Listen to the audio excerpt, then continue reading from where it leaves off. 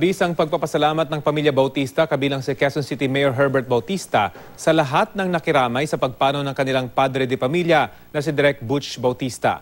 Balita hatid ni Nelson Canlas.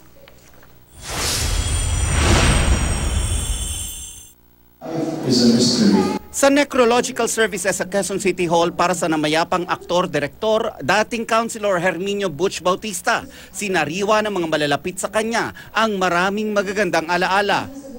February 12, pumanaw si Direk Butch matapos ma-stroke sa edad na 82. Si Direk Butch ang ama ni Quezon City Mayor Herbert Bautista, Councilor Hero Bautista at actress-producer Harleen Bautista. Namataan din si Hero na napansamantalang nawala sa paningin ng publiko matapos magpositibo sa droga noong 1 taon.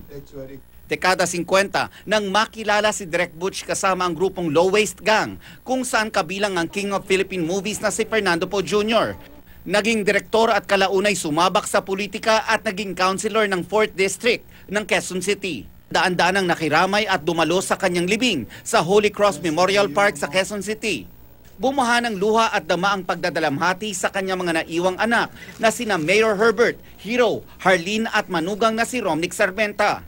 Nagpapasalamat naman ang pamilya ni Direk Butch sa nag-uumapaw ng pagmamahal na kanilang naramdaman sa oras ng kanilang pangungulila. Nakakatuwa kasi talagang dami po niyang naging kaibigan. Nelson Canlas, GMA News.